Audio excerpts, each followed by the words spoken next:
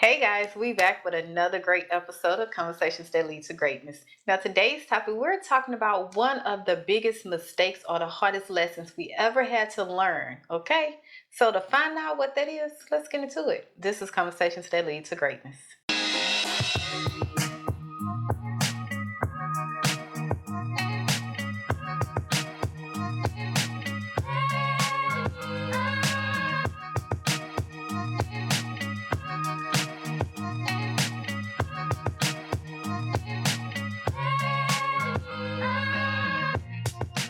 My name is Akisha Smith. And I'm Lester Smith. And welcome back to our coaching podcast where we educate, motivate, and inspire you to break free of your limiting mindsets in marriage, faith, and finance that hinders your ability to create the life you desire. Okay. So today we're talking about mistakes and lessons. Okay. What is one of the biggest lessons or the hardest lessons you had to learn and one of your biggest mistakes or either one? Yeah. Biggest mistakes. Yeah. You go first, Poppy.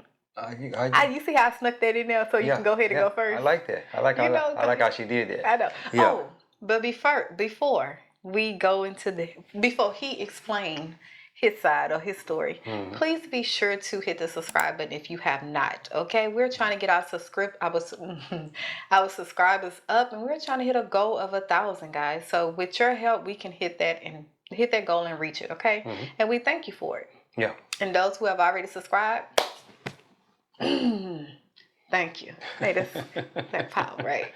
Fire. All right. Yeah, okay. You know who I got that from? Fire. Tiffany Montgomery, the lady who was talking about the Beyonce. She probably don't worry about it. Yeah, praise the Lord. But they probably don't even know who that is. They trust me. They probably do. Fire. Yeah. So yeah, you go first. What was one of the biggest mistakes or the hardest lessons you had to learn thus far? Yeah. Let's be vulnerable. If I say I'm gonna say with the marriage. Okay. I'm gonna go with the marriage first. And the reason I say that is because this is a marriage podcast. So yeah. So one of my biggest mistakes is trying to make you happy when you weren't happy with yourself. Yeah, we're getting vulnerable, right? Yeah. Vulnerability. Yeah, we're getting vulnerable. Yeah, my wife, now that I know, my wife wasn't happy with herself. So and I tried so hard to make her happy. And that was one of my biggest mistakes. I was wrong. I was all wrong. Why you gotta say it like that? I was all wrong because I'm trying to buy gifts. I'm trying to do this. I'm trying to do that. And she wasn't happy with herself. And let me say this. I want to lay the groundwork for that. What I mean by that. My wife never had to work. She never had to work. She chose to work. Okay. She wanted to be this independent woman. Okay, I understand that. She wanted to be like her mom. I understand that. Okay, go ahead on and do your thing.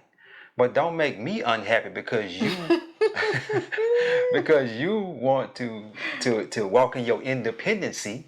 You understand what I'm saying? So I told her from the get-go, hey, you ain't gotta work. Just keep the house clean, cook your husband a meal, make sure I'm taken care of in the bed, kind of stuff like that. Make sure, But she didn't want to do that. So she spent about 10 and 11 years working, toiling. Toiling. Yeah. Come on, Bible. Trying to prove a point and whatnot. And end up having to come back to where I told her to go in the beginning. Now she don't work. I work. She work. I'm not saying. I'm talking about out in the field, yes. out in these streets, or trying to work for a check and stuff like that.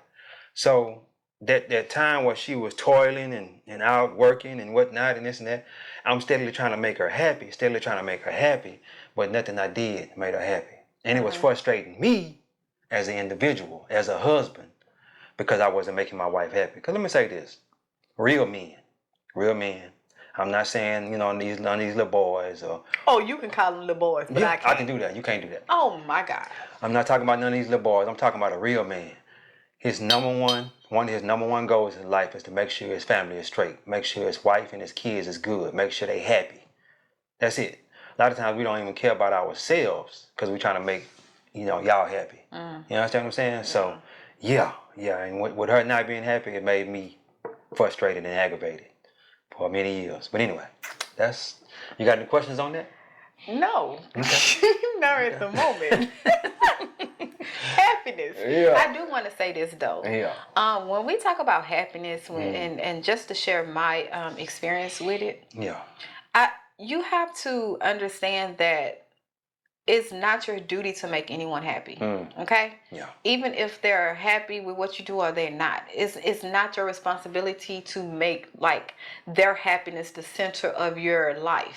Like the center of what you scribe for. Yeah. Okay? It's not you're not obligated, okay? And another thing I want to say is happiness is something that a person have to want. Yeah. They have to go through the motions and go through the feelings and the hurt and all these things to find that true happiness. And let's be honest, when we talk about happiness, it have to be something that's happening. What you really want to find is joy. And I had to realize that it wasn't that I was looking for happiness because I was finding happiness, but it still wasn't filling a void. What I had to find was joy, pure joy in who I am, in the way God made me, in my downfalls, my shortcomings, my limitations, like who I am, who I really am. I had to find joy in that. And I had to be okay with, hey, I might not look this way. I'm not, this type of person. I don't have this big bubbly personality. I had to be okay with the way God made me. Yeah. And that's when I think it shifted, where I'm like, okay, he can't make me happy. Yeah. Like too many times we put happiness on our spouse, on the other person. And it's not on them, it's on you. Because they can give you the world, and if you're not happy and have joy within, you're gonna always be sad. You're gonna always have a void. Yeah, but that's exactly what I was doing. I was giving her the world, and I was neglecting myself and worrying about her, trying to make sure she was good. And you know what's crazy? When you was giving me the world, you can give a person the world, but when they don't have joy or happiness, it's almost like, okay, I see this, but then it's still, but this not happening. I want this. It's like you would never know. It's like you chasing an impossible goal or impossible target. Because it's like you gave me the world, but I was still unhappy because you didn't give me this. And my saying to her was always, I don't care what I do, I can never make you happy. Yes. I said that over. I said that probably 1,000,000 times. You did. Right before the D word. Yeah. That last time I was like, man, that's it. I'm done. I guess she seen that look in my eyes. She said, I better get right because he about to ride out. Ride out. Yeah. But what's yours though? My biggest lesson, I'm gonna go with lesson. Yeah. My biggest lesson that I have learned thus far is I can't expect me from other people. I can't expect who I am and how I feel and how I treat people, or how I, go through life, dealing with, like, having my interaction with other people. I can't expect that for them to give it back to me. Yeah, but let me jump in there real quick on that. You're doing what you're doing. You always been a giving person. Yes. Well, I ain't gonna say always, but you're a giving person.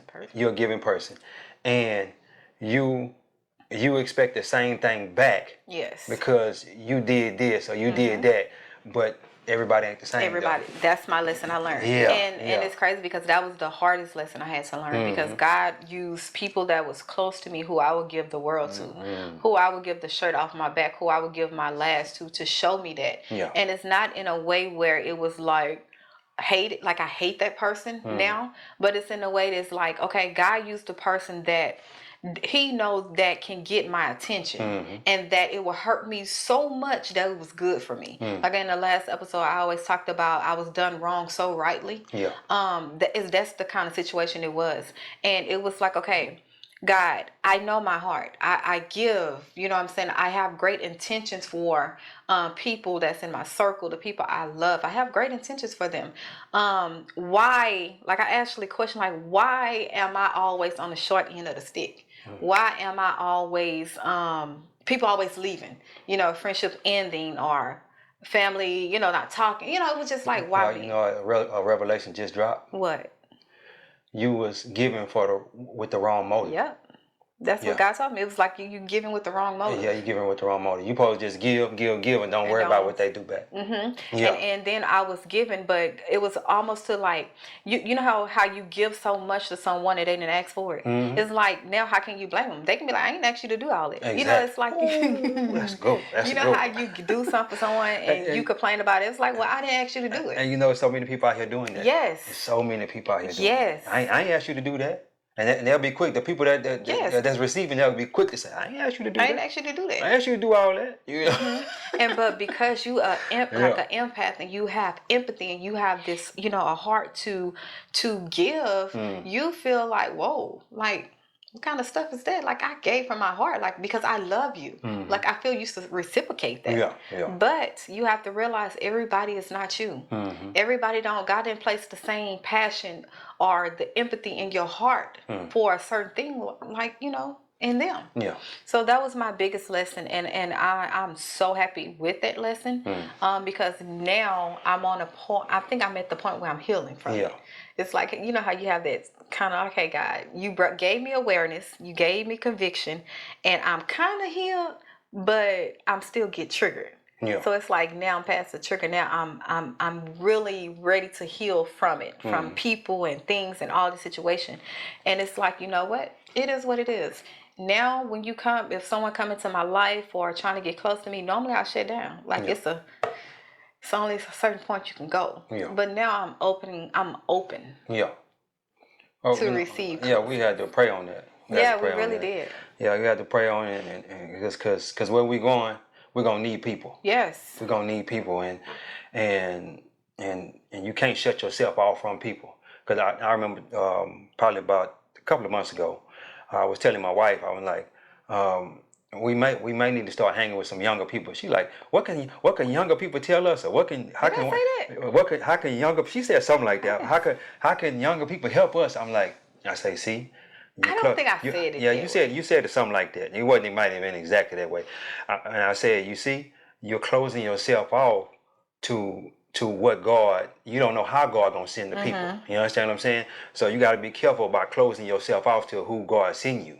Yeah. Yeah, and I think when I said that, it's because it was a particular young couple. Exactly. That you didn't really like. You know, I ain't gonna say you didn't like them, but yeah, energies. Yeah, okay, the energy was off. So she still closed herself off to it. Because you have to have.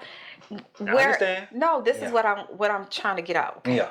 Let me get it. Okay. When you're elevating, when God is taking you to different levels and different levels, your discernment have to be on that level. You have to have discernment because people will come into your life and you will think, okay, this is who God brought. Yeah. But then if you don't have the discernment, you fall victim to that trap. So now that person become a snare in your pathway.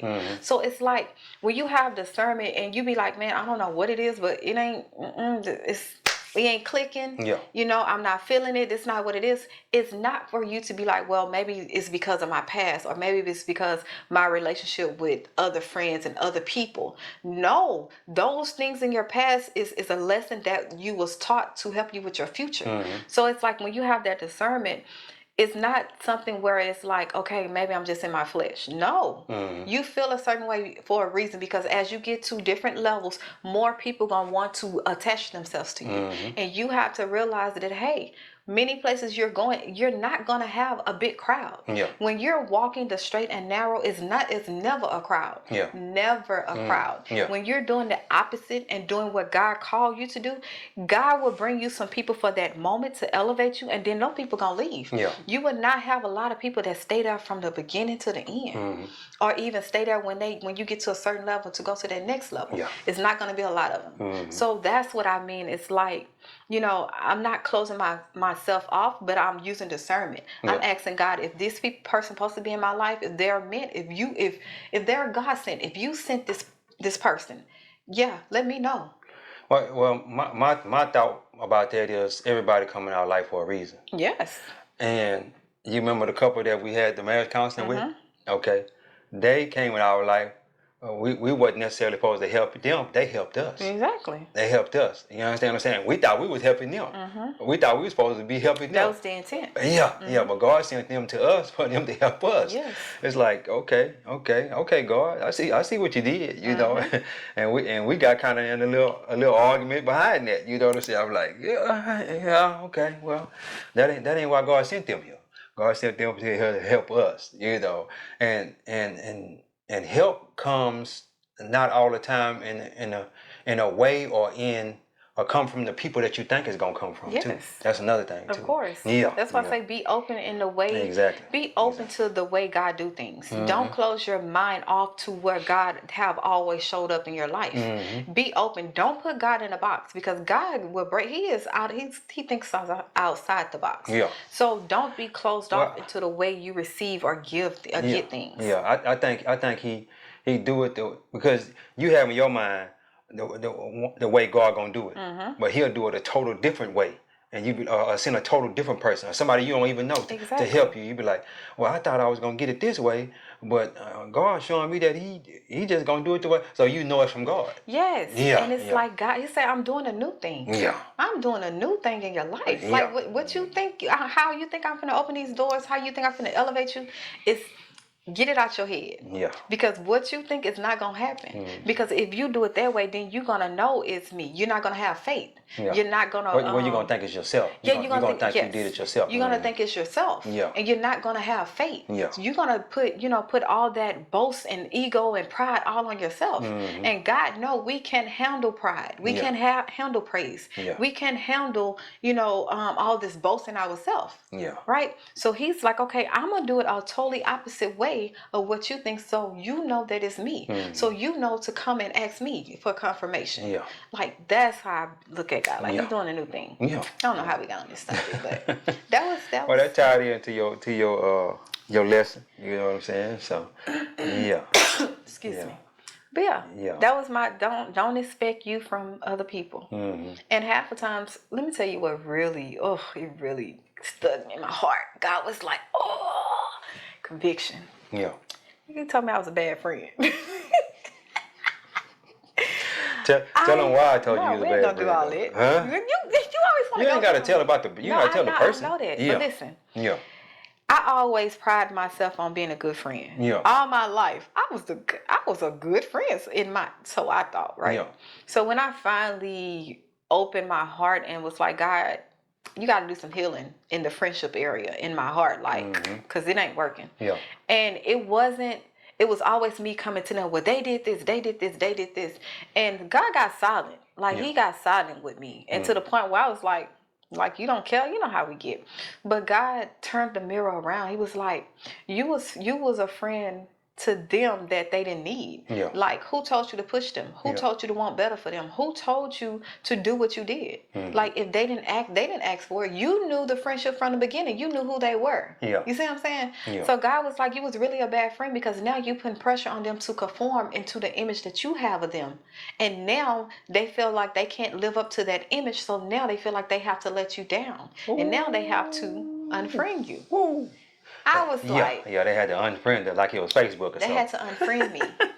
Or they had to go on with the relationship. They had to stop talking. And I always felt like, well, it's not me, God. I'm a good friend. I want more for them. I want better for them. But if they're not in that space, if they're not in that point, at that point in their life where God have them, how can I get mad at them? Like, really? Yeah. So when God told me I wasn't a good friend, I was like, man, you know what, God? I repent. I'm sorry. Well, I told you that first. I don't believe it. I didn't hear it. Boy, you made me mad when you said that. I told you that first, and then you got it from God. You had to get. But it's crazy how our spouse can tell us something, but then God come a close friend, one of her close friends, or God Himself will come to you and say, hey, you're not a good friend. But she'll listen then. But she wouldn't listen when I said it though. Because I felt like you was too close. Too harsh. No, you was too close to the situation. You knew the situation. Yeah. You knew the nitty gritty. Yeah. So it was like, it was biased. I feel like it was not biased, but I feel like you couldn't make a sound decision. Well, because you knew too much. You know the crazy part about it? I feel as though I'm a good friend and she was a bad friend. Let me tell you what I mean by a good friend. A good friend, Yeah. a good friend accepts you for who you are, Yeah. and that's how I am. I'm gonna accept you. You show me who you is. I'm gonna accept you for that. This friend here, I know I can call him when I want to go partying or whatnot. I got that friend for that. I got this friend over here to give me marriage advice. I got this friend over here, and I accept them for who they are. I gotta let them show me Yeah. who they are and accept them for that. But if I go to try to putting this on this friend and putting that on that friend and see what this is what I do. My friends, I'll send them, positive stuff, a YouTube video or whatnot and this and that. When you show me that you're not engaging with that, I stop sending it. I might send a couple of more, but when you show me you ain't engaging with that, but guess what? Guess what though? By me sending you that positive stuff and whatnot, when it comes around to need some counseling or needing a mentor or need somebody to talk to, guess who they come to? They come to me. They come to me because they know I'm a positive brother. You know what I'm saying? And I'm married, been married for a while. They can come get some marriage advice and whatnot. And that's the kind of friend I am. And that's the kind of friend I was trying to push her into being, but and she just couldn't see that at that time. I did not see that because I Yeah. thought you a bad friend. Yeah. She thought I was a bad friend. She was the good friend, but it was the complete opposite though. And Yes. God had to give her that revelation. And it's crazy because sometimes God will place people in your life for you to be their friend. Mhm. Like you are supposed to be their friend, but they're not supposed to be your friend. Exactly. So you're supposed to be there to be their friend to them, to help them get through whatever. To catapult to that next level. Yeah. Mhm. And God would send you someone. Mhm. It might not be that same, that person. Yeah. And I realized that it was like it's okay with a person not reciprocating. If your heart is pure, if your desire for them or what you want for them is pure, Yeah. if they don't reciprocate, so what? Yeah. It's their loss. Hey, a thing I would recommend that you do, because let me say this: by them not doing what you want them to do, like she was doing, you're gonna get mad at them. Yeah. And you're gonna be at odds with them and whatnot. What I would recommend that you do is imagine that person being who you think they should be. I'm not necessarily saying you should force something on them, but just imagine them, coming to you telling you that they got a good job or they got somebody proposed to them, or something like that or something of that Imagine nature. good things. Yeah, imagine good things, because that's what the Bible says, right? Think on these things, think on at what's admirable, what's noble, all that.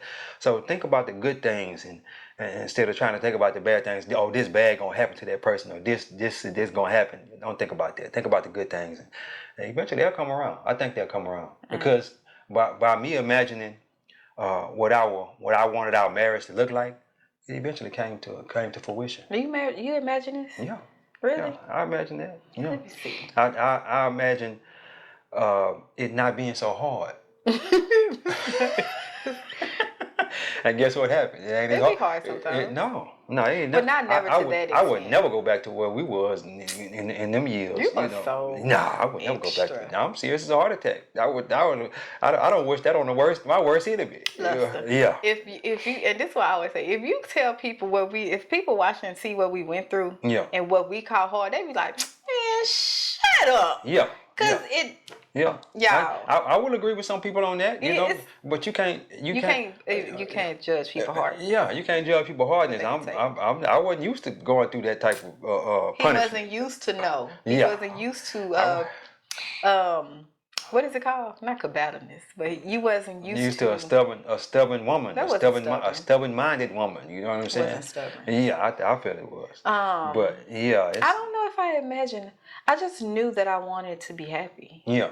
Like I knew that if I was gonna be married, we need to be traveling the world. We need to have this whole fairy tale. That's it. Not necessarily a fairy tale, but just going through life together and enjoying each other and not quitting on each other. Yeah, and saying I want a divorce. I want a divorce. That because what happens when you keep saying that over and over again? The person be like, okay, I can tell you what happened. Let's go down there and take care of this business then. You know what I'm saying? Yeah. So you can't just keep saying that over and over again and not expecting that person to reciprocate that same thing back to you. Because let me say this: a woman is an incubator. A woman is an incubator. Whatever you give her, she gonna give it back to you tenfold. So if you give her hell, she gonna give you hell back. If you give her a seed, she gonna make a child. If you give her some groceries, she gonna make a meal. So you got to be careful what you give your woman as a man. As a man, be careful what you give your woman, because she gonna get that back to you tenfold. Yeah. And I always go back to our last episode. Plug. So we have an episode on. What the hell was that? Plug. Shameless plug. So Yeah. we have an episode, and it's I think it's titled "Men Set the Tone in the Household," something Yeah. like that. Yeah. And it goes back into setting the tone. Yeah. Like, men don't understand that you set the tone in their household. Yeah. Like the way the household is ran, Yeah. it's on you, bro. Yeah. If you come in with structure and order, that would be your household. Yeah. But if you got chaos and you ain't got no order, Yeah. that's your household, bro. Yeah. I be in Even my, with the kids. hey, I be in my office sometime, and them kids be, she can operate in that. You know what I'm saying? Letting the kids just holler and run around and all that. I cannot operate in that. Hey, I run out there. Y'all need to sit y'all butt down somewhere. Sit down. And don't get up. Watch TV. Whatnot. And they'll stay sitting there for about 30 minutes to an hour. And then they be back at it again. You know why I do? You know what I started doing though? I What's started that? doing this like 6 months ago. What's that? I just be waiting on you to come out. Why would you do that though? Because I know they're gonna get order. You know I'm trying to work. Because I sit there and wait and see how long is it gonna take. How long is it gonna take you to come out and say something? Man, look. Because I know. Me personally, women. A lot of women can deal with that kind of stuff. With that, all that. I cannot deal with that, and I don't have the patience for it. I really don't. So I ain't gonna necessarily say I'm gonna come out with that belt, but I'm gonna holler and tell them, hey, you need to sit down. You need to sit down. Y'all need to chill out, watch TV or whatnot, so that because as I'm in there working, I might be listening to a book, and if I can hear you all over my book, you know what I'm saying? I mean, you too loud. I got the door closed, and I can hear you over all that. Yeah, it's too And much. I think it's crazy because at the end of the day, y'all men brings discipline. Brings order and structure, right? Yeah. So it's easy for, like you always say, why? Like you'll see a kid and it can be an uncle, it can be a cousin, like a male cousin, but they go, hey, sit on it. The kid just gonna do that. It's that deep It's that voice. authority. Yeah, authority. Yeah, and I used to always think like, dang, what? Because my brothers do that. They can just say one little thing and sit down. Yeah. But and I look at that because it's the way God made y'all. It's the respect that a household have for you guys. As a woman, we nurture. So we're more on the side of nurturing, educating, developing them, cultivating them. Yeah. So we think from that aspect of it. It's a little discipline there when it's to the top. Yeah. But that's not our main structure, is discipline. It's more of, let me talk it through you. Let me nurture it so you can understand. Yeah. So that's why I say it's important to have a man in the household. It's a proven statistic that 75% of kids that grow up with a man in the household end up better in life. That's a proven statistic. You know what I'm saying? And you can argue that all day long that no, that's not true or whatnot, but it's proven. It's a proven fact. So you just a man gonna bring order, even if he a passive man. I think they, by just having him in the household, the child is gonna turn out better. You understand? What you mean? What? I don't think so. What you? What you mean? I don't know. You don't know about that? I just no. No. Cause Explain why you say that. I think it's a certain statue of a man. Okay. Because I don't think a passive man is like a nurturing woman. So okay. So they don't bring structure, discipline, and order, right? Okay. Because I'm thinking about a situation. Yeah, well, So I understand So that. I don't But what I mean, if 75% of kids turn out better because they have their father in the household, now I'm almost willing to bet that all 75% of them men ain't authority figures. You know what I'm saying? I'm pretty sure some passive ones in there too. Yeah, but somebody gotta have it, either the woman. But the thing is, in order for a kid to turn out like that, it have to have order, it have to have structure, and it have to have discipline. Yeah. So whether it's coming from the man or the woman, those things have to be done. Yeah, that good parent, bad parent. Yeah, it have to be done. Like that's the main thing. So it might be coming from a man or a woman. Yeah. As long as they have that in their household, Okay. it should be good. Oh, you know, hey guys, we went a little bit everywhere today with Cause this he with this messed, he got me episode. off topic with my friendship thing. It's all good. It's all good. The people needed to hear that. They needed to I hear need to that. hear you. Yeah, they heard me in the beginning. I came out swinging. You know what I'm saying? Now you came out like this. Pew, pew, pew, pew, pew. I What? came out. Wait. Ooh. You all right? I came out swinging. Yeah, but it's all good. Guys, don't forget to like, share, and subscribe. Yeah. Don't forget to like, share, and subscribe. We starting to love making these episodes. I love it. I Yeah, know what you talking about. I'm starting to love making these episodes because we're doing what God called us to do, and that's to help people, regardless if we just help one person. And that was you. If that's you today, then hey, we're glad we helped you. But anyway, guys, don't forget to like, share, and subscribe. God is good. Life is good. When we look good, we feel good. We live in a life of abundance. Peace. Bye, guys.